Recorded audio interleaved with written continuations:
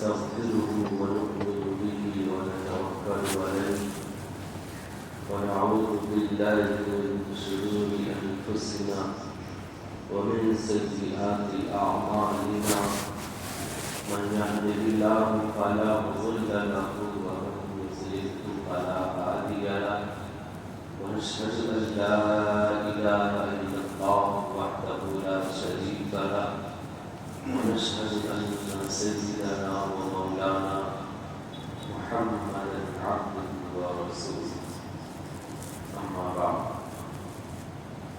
قال الله تعالى في القرآن الكريم وأنذر عشيرتك الأقربين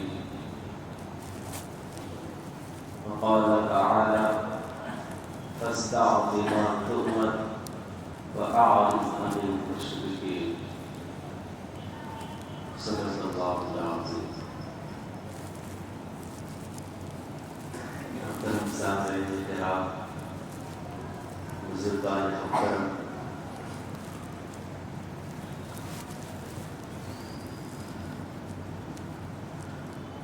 سیرت کا جو سلسلہ شروع کیا گیا تھا مدنی آقا محمد رسول اللہ صلی اللہ علیہ وسلم کے عمر کے سال کے مطابق، وہ سلسلہ پچھلے ہفتے یہاں تک پہنچا تھا کہ اللہ کے رسول صلی اللہ علیہ وسلم کو جب نبوت دی گئی 40 سال مکمل ہونے پر جب نبی بنایا گیا تو شروع میں نبوت کے پہلے سال عمر کے 41ویں سال 42ویں سال اور 43ویں سال، یعنی نبوت کا نبی بنائے جانے کا جو پہلا، دوسرا اور تیسرا سال ہے، یہ 3 سال حضور اکرم صلی اللہ علیہ وسلم کو خفیہ طریقے سے چھپ کر کے تبلیغ کرنے کا اللہ رب العزت نے حکم دیا۔ اسی کے تحت اللہ کے رسول صلی اللہ علیہ وسلم ذاتی طور پر بھی جب بھی ملتے کسی سے چھپا کر ملتے،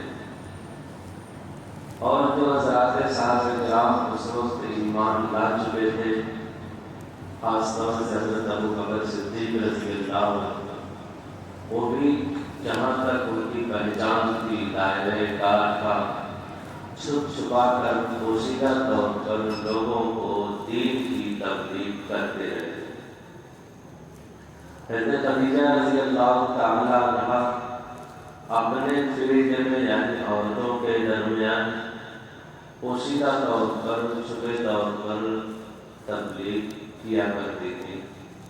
ان تمام حضرات کے نتیجے میں 3 سالوں میں تقریباً 37-38 آدمی اسلام لائے۔ اس طرح اللہ رب العزت کا ایک دوسرا حکم آیا نبوت کے 4تھے سال میں۔ اللہ کے رسول کی عمر جب 44ویں سال میں داخل ہوئی، اللہ رب العزت نے کہا کہ اب یہ خفیہ طریقے سے تبلیغ چھوڑیے، خاندان والوں کو اکٹھا کیجیے، وَأَنذِرْ عَشِيرَتَكَ الْأَقْرَبِينَ وَاخْفِضْ جَنَاحَكَ لِمَنِ اتَّبَعَكَ مِنَ الْمُؤْمِنِينَ۔ یہ حکم آیا کہ اب خفیہ طریقے سے اتنا خفیہ کام نہیں چلے گا، اپنے خاندان کے جو قریبی ہیں ان میں آپ کھل کر کے توحید کی تعلیم دیجیے، اسلام کی تعلیم دیجیے، اسلام کی اس مذہب کی اچھائیوں کو بیان کیجیے۔ فَأَنذِرْ عَشِيرَتَكَ الْأَقْرَبِينَ، اپنے آپ قریبی رشتہ داروں کو ڈرائیے، دین کی تعلیم دیجیے۔ مدنی آقا محمد رسول اللہ صلی اللہ علیہ وسلم نے حضرت علی رضی اللہ عنہ کو جو اس وقت 8-9 سال کے تھے، بھیجا، نام لے کر کے بتایا کہ فلاں فلاں جو اپنے خاندان کے بڑے بوڑھے ہیں وہ سب کو بلا لاؤ، آج کے دن شام میں عشاریہ جو ہوگا، رات میں کھانا جو ہوگا، ڈنر، وہ ہمارے ساتھ ہوگا سب۔ دہلی گئے، بلا کر کے لائے، تقریباً 39-40 لوگ۔ اللہ کے رسول نے دعوت کا انتظام کرایا تھا، اور دعوت بھی معجزے والی تھی۔ بکرے کی ایک ران تھی، ایک پیالہ دودھ تھا، یہی سب کچھ تھوڑا سا تھا۔ جب سب آ گئے، کھانا بن کے آ گیا، تو اللہ کے رسول نے اس میں دعا کی، اور وہی ایک ران بکرے کی جو تھی 40 لوگوں کے کھانے کے پیٹ بھرنے کے لیے کافی تھی۔ ایک پیالہ دودھ جو تھا 40 لوگ، حالانکہ ایک آدمی بھی پی سکتا تھا اس کو، 40 لوگوں کے لیے کافی ہو گیا۔ ایک ساتھ اللہ جو اللہ کے رسول نے پکوایا تھا، تقریباً 3.5 کلو، آپ کہہ لیجیے کلو کے حساب سے، اسی میں 40 لوگ کھا گئے، سب کا پیٹ بھر گیا۔ ابھی دعوت ختم ہی ہوئی تھی، اللہ کے رسول سوچے کہ لاؤ تھوڑا تبلیغ کریں، تو ابو لہب جو کہ اللہ کے رسول کا چچا تھا، اور سب سے زیادہ اللہ کے رسول کو پریشان کرنے والا بھی، کھڑا ہوا اور قوم کے لوگوں کو کہا کہ آج تو محمد نے جادو ہی کر دیا۔ ایک اتنی مقدار میں جو 2-4 آدمی کھا سکتے تھے، 40 لوگوں کو کھلا دیا، یہ تو بہت بڑے جادو کر رکھتے۔ ابھی اللہ کے رسول کچھ کہتے ہی چاروں طرف آتا ہو۔ پھر دوسرے دن دعوت کر دہلی کو بھیجا کہ سب کو بلا کے آپ بلاؤ۔ پھر گئے، ان سب کو بلا کے لائے، دوسرے دن دعوت کھائے، اور فوراً اللہ کے رسول نے تقریر شروع کی۔ خاندان والوں سے کہا کہ آپ لوگوں نے ہمیں کیسا پایا ہے؟ سب نے کہا اچھا پایا۔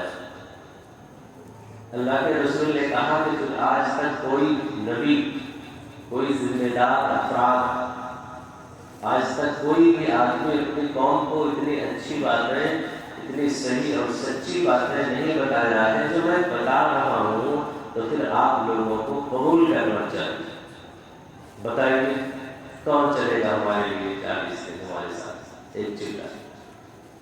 اللہ کے رسول نے کہا کہ کون ایمان لائے گا بتاؤ؟ سارے سردار ایک دوسرے کو دیکھ رہے، خاموشی چاہیے۔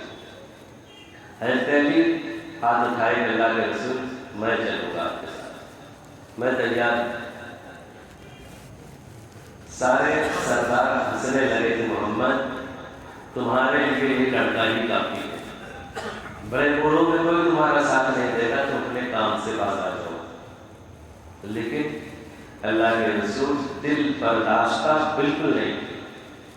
اللہ کے رسول حزن و ملال تو آیا، پھر ہم نے محنت کی، کوشش کی، لیکن لوگ نہیں مانے، دعوت کا رسول ہے، نہیں مانے، نہیں، ہم نے اپنی کوشش کی، اللہ کی بات کو پہنچایا، باقی کسی کو ہدایت دینا یہ ہمارا کام نہیں، یہ تو اللہ کا کام ہے، آپ محنت کرتے رہو۔ اللہ کے رسول کو محنت کرنے لگے، خاندانوں میں کھل کے محنت کرنے لگے۔ پھر ایک دوسرا حکم آیا اللہ فَاسْتَقْ بِمَا تُؤْمَرُ وَأَعْرِضْ عَنِ الْمُشْرِكِينَ، کہ اے نبی اب گھر میں بھی کھلا سے کام نہیں چلے گا، باہر بھی کھل کر کے آپ تبلیغ کیجیے، جس کا حکم دیا گیا آپ اس کو کر دیجیے۔ وَأَعْرِضْ عَنِ الْمُشْرِكِينَ، اگر مشرکین سے کچھ آپ کو تکلیف پہنچتی ہے تو نظر انداز کیجیے، اس پر توجہ مت دیجیے، اصل توجہ مین کام پر ہو دیجیے، تبلیغ پر، توحید پر، اچھائی پر، مذہب کی اشاعت پر، دین کی تبلیغ پر۔ اللہ کے رسول صلی اللہ علیہ وسلم کا جو نبوت کا 4تھا سال ہے، زندگی کا 44واں سال ہے، تو نبوت کے 4تھے سال میں کھل کر کے پورے مکے میں اللہ کے رسول نے دعوت دینا شروع کیا۔ پھر وہ تمام لوگ جو اب تک چھپ کر کے دعوت دیتے تھے، پھر وہ کھل کر کے دین کی تبلیغ میں کمر بستہ ہو گئے۔ پھر جب مشرکین مکہ کو یہ پتا چلا کہ ایک نہیں تو بہت سارے لوگ ہیں جو اپنے آبائی دین سے ہٹ کر کے محمد کا دین قبول کر لیے ہیں، اسلام قبول کر لیے ہیں، لہذا پھر اب ان قانون کی طرف سے سختی، پریشانی اور آزمائش کا دور شروع۔ دین پر چلنے والوں کے لیے یہ ہمیشہ ذہن بنائے رکھنا چاہیے کہ عام حالتوں میں ہوتا ہے سہولت رہتی ہے، لیکن جب اللہ کی طرف سے چھٹائی کا دور ہوتا ہے، آزمائش کا دور ہوتا ہے، تو پریشانی اور سختی ہوتی ہی۔ ہمارا کون ہے، غیر کا کون ہے، ہماری محبت اس کے اندر ہے کہ نہیں ہے، ہماری والی بندہ کر رہا ہے، کیا واقعی اس کو ہم سے محبت ہے، جانچ شروع ہوتی کبھی کبھی، صحیح سے کام کر رہا ہے کہ نہیں آگے، مبتلا کیا جاتا ہے اس کو آزمائشوں میں طرح طرح سے۔ آج بھی لوگ جانچتے ہیں، کبھی دوسروں کے ذریعے، کبھی اپنوں کے ذریعے، کبھی کوئی نعمت چھین کر کے وغیرہ ساری اس طرح سے جانچ اور ابتلا ہوتی رہتی ہے۔ مشرکین مکہ کی طرف سے آزمائشوں کا دور چالو ہوا، پریشانی، صحابہ کرام ڈٹے رہے، جمے رہے، ایمان پر خود بھی باقی رہے اور دوسروں کو بھی ایمان کی، توحید کی، اچھائی کی تبلیغ کرتے رہے۔ اس کا جو واقعہ ہوا عوام میں شروع کرنے کا، اللہ کے رسول صفا پہاڑی پر چڑھے۔ اس وقت مکے کا ایک رواج تھا کہ کسی کو کوئی اعلان کرنا ہوتا تھا تو اس طرح میڈیا تو تھا نہیں کہ میڈیا میں دے دیتے، اخبار میں دے دیتے، سوشل میڈیا میں دے دیتے۔ اس وقت کے تشہیر کا ذریعہ اور سوشل میڈیا صفا پہاڑی تھی۔ جس کو کوئی اعلان کرنا ہوتا صبح کے وقت صفا پہاڑی پہ چڑھ جاتا اور وہیں سے اعلان کرتا کہ یہ کام ہے، یہ کام ہے، یہ ایسے ہوتا۔ اللہ کے رسول بھی چڑھے، سارے چوادری جتنے تھے بیٹھے ہوئے تھے حرم کے آس پاس، صبح کا وقت تک اکٹھے ہوتے تھے، اپنے یہاں بھی چائے پر چرچا ہوتی ہے، شام کے ہوٹلوں پر وہاں بھی چرچا ہوتی تھی، صبح کے وقت بیٹھے تھے۔ اللہ کے رسول نے لوگوں سے پوچھا کہ لوگوں مجھے پہچانتے ہو؟ سب نے کہا بالکل پہچانتے ہیں۔ کہ مجھ کو اب تک ایسا پائے ہوا ہے، صادق اور امین پائے۔ اچھا تو مجھ کو دیکھ رہے ہو نا کہ میں صفا پہاڑی پر، تم نیچے ہو، میں پہاڑی پر کھڑا ہوں۔ مجھ کو وہ چیز بھی دکھ رہی ہے جو پہاڑی کے اس طرف ہے، اور مجھ کو وہ چیز بھی دکھ رہی ہے جو پہاڑی کے اس طرف ہے۔ یعنی میں وہی چیز دیکھ رہا ہوں جو تم لوگ نہیں دیکھ رہے۔ لوگوں نے کہا بالکل صحیح بات ہے، اس میں تو کوئی شبہ ہے نہیں۔ پھر اگر میں یہ کہوں کہ پہاڑی کے اس طرف سے مجھ کو رہزنوں کا، ڈاکوؤں کا، دشمنوں کا گروہ آتا نظر آ رہا ہے جو تمہارے اوپر حملہ کرنے والا ہے، تو تم میری بات مانو گے کہ جھٹلا دو گے؟ پہلے یہ بتاؤ۔ تو لوگوں نے کہا کہ اب تک تو 44 سال تک ہم نے یہی دیکھا ہے آپ کو کہ صادق اور امین کے لقب سے مشہور، کبھی آپ جھوٹ نہیں ہوگے، تو آج کیوں جھوٹ بولو گے؟ کیا فائدہ ہے آپ کا اس کا؟ ہم یہی سمجھیں کہ آپ سچ بول رہے ہیں۔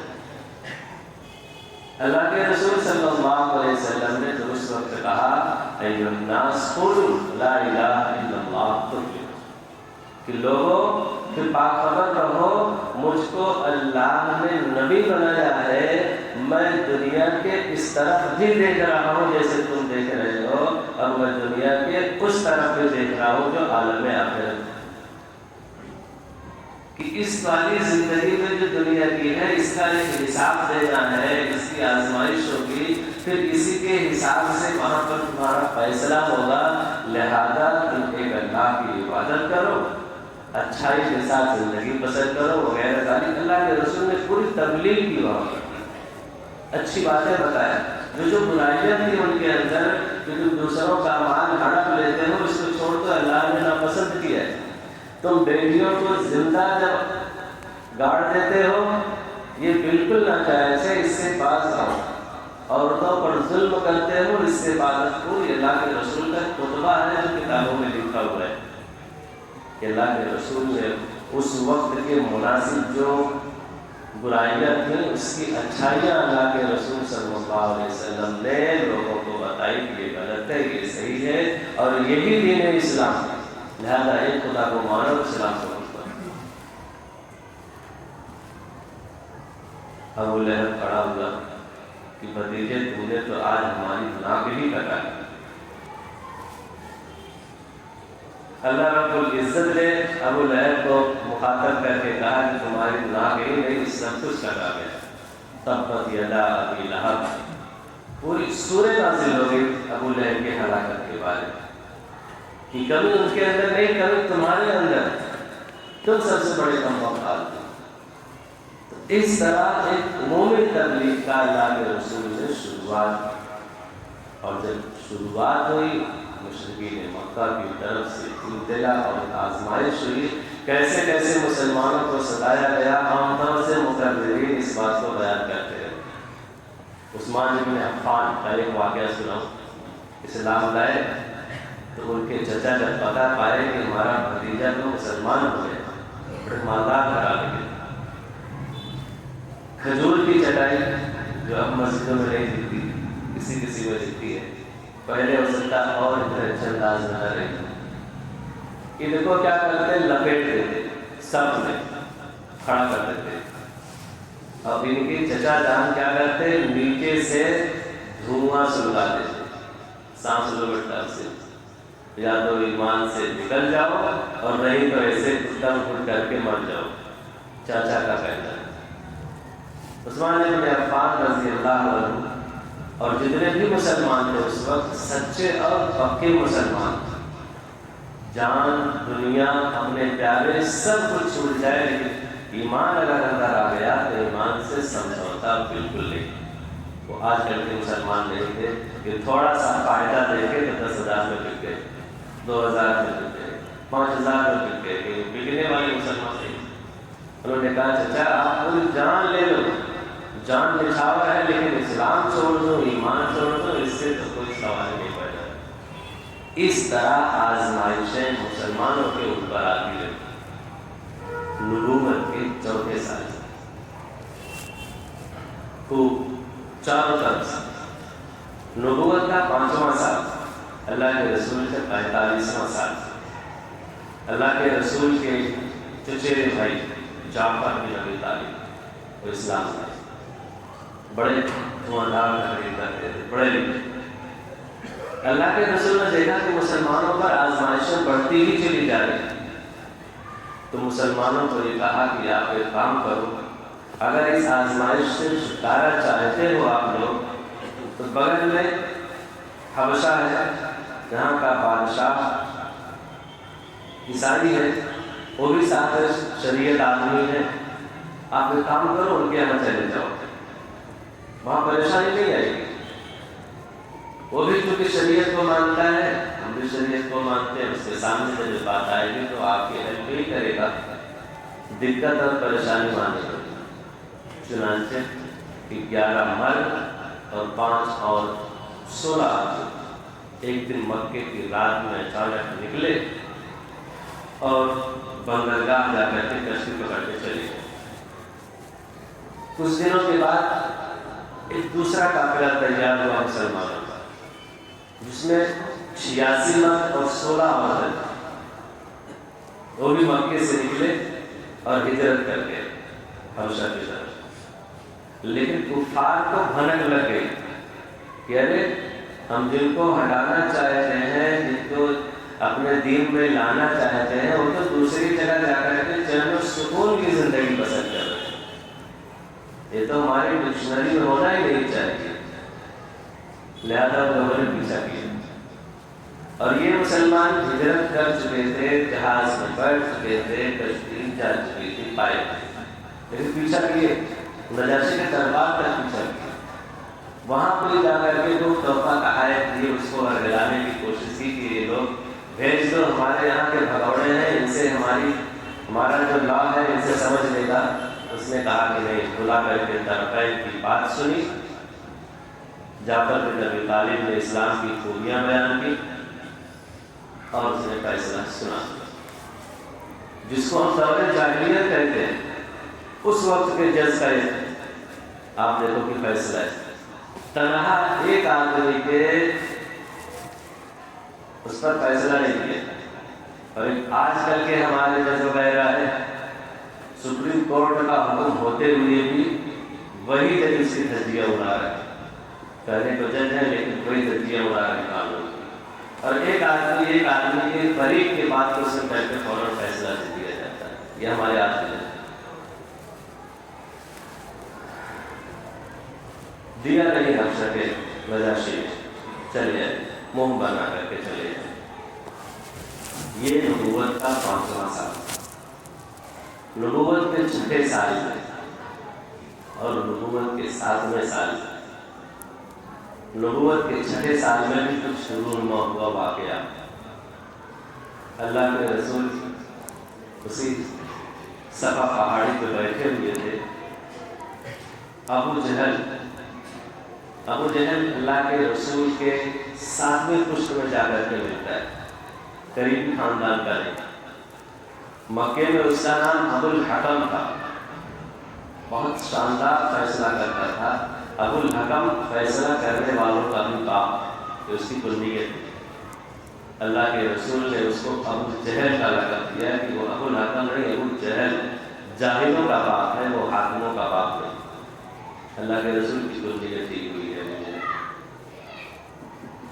دیکھا کہ محمد بیٹھے ہوئے ہیں، جا رہا تھا اسی راستے سے، رکا، خوب برا بھلا کہا، اپنے دل کی بھڑاس نکالی اور کچھ ہاتھ میں تھا اسی سے مارا۔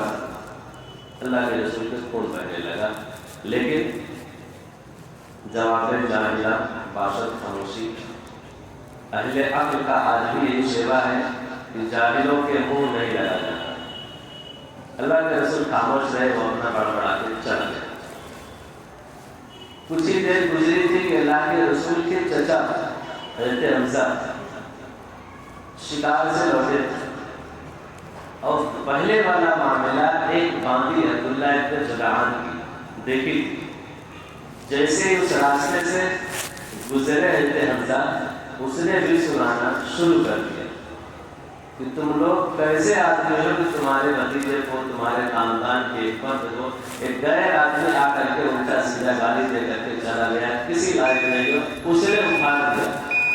کہتے حمزہ آ گئے جوش میں، اس کی اتنی ہمت، ہمارے گھرانے کے لوگوں کو ایسا کہے، کھولتے ہوئے اس کو پائے حرم میں بھی اپنے حواریوں کے پاس بیٹھا ہوا تھا، ہاتھ میں کمان تھی، اتنی زور سے مارے کہ اس کا بھی سر پھٹ گیا۔ ہمارے بھتیجے کو ایسا کہتا ہے تو برا بھلا کہے، اور وہاں سے اللہ کے رسول کے پاس آئے کہ محمد خوش ہو جاؤ، ہم نے تمہارا بدلہ لے لیا۔ اللہ کے رسول نے پوچھا کہ چچا کیا آپ واقعی مجھ کو خوش کرنا چاہتے ہیں؟ حمزہ نے کہا ہاں۔ اللہ کے رسول نے کہا کہ لیکن آپ کے اس بدلے سے مجھے کوئی خوشی نہیں، تو پھر خوشی کس سے ہوگی کہ چچا آپ اسلام قبول کر لو، ہمیں اس سے کہیں زیادہ خوشی ملے۔ حمزہ فوراً بول ٹھیک، کلمہ پڑھو، آج کے بعد تمہاری اعانت اور تمہاری طرفداری میں تمہارے اوپر ہمارا بس شفقت رہے گا، ہم دیکھتے ہیں مکے تک کون آدمی تمہارا پالن کرتا ہے۔ اسلام ہے۔ اس کے تیسرے ہجری حضرت عمر فاروق رضی اللہ عنہ بھی اسلام لے کے آئے، تیسرے یا 500 تھے۔ حضرت عمر فاروق جس نے اسلام لائے کا واقعہ ہے، عام طور سے بیان کیا جاتا ہے، یہ سن 6 ہجری کا واقعہ ہے۔ حضرت عمر بولے کہ اللہ کے رسول جب ہم حق پر ہیں تو گھر میں چھپ کے کیوں نماز پڑھیں؟ جس طرح اعلانیہ ہم لوگ دعوت دیتے ہیں، آپ دعوت دیتے ہیں، کیوں نہ ہم کھل کر کے نماز بھی چل کر کے حرم میں پڑھیں؟ اور جا کر کے میں نے تکبیر بلند کی اور بولا کہ جس کو اپنی بیوی بیوہ کرنا ہو، جس کو یتیم ہونا ہو، آ جائے عمر کا مقابلہ کر رہے، آج سے عمر بھی اسلام لا چکا ہے۔ وہی نماز پڑھی۔ مشرکین مکہ نے جب دیکھا کہ اب تو पानी सर से ऊंचा हो गया। मक्के के वो बड़े बड़े लोग जो दुर्लभ खां कहलाते थे वो भी इस्लाम में दाखिल हो गए। अब तो कुछ करना चाहिए। क्या करना चाहिए? सब लोग बैठे मुश्रिकीन मक्का, उन्होंने एक लायका बनाया और उन्होंने मुकाता बाईकाट किया मोहम्मद का, इनके साथियों का, खानदान के जो लोग भी उनकी आमद करेंगे सब का बाईकाट कर, सबको भगा दिया। कहाँ भेज दिया? शियाब अबी तालिब। ये कहाँ है? मक्के के सफा मरवा, मरवा की तरफ से जब बाहर निकलेंगे एक बड़ा सा मैदान, उधर ही से एक टनल बना हुआ है मेना और वहाँ जाने का।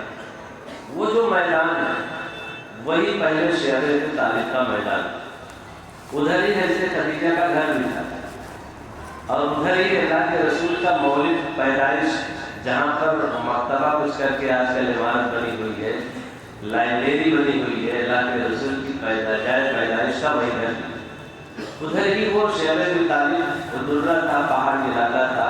सारी कौम को मोहम्मद के साथ बनी हाशिम को, बनु तालिब को और इनके तमाम मुसलमानों को महसूस कर दिया मुशरिकीन मक्का ने। 7वें साल, 8वें साल, 9वें साल के खत्म तक 3 साल मुसलमान वहाँ महसूस रहे।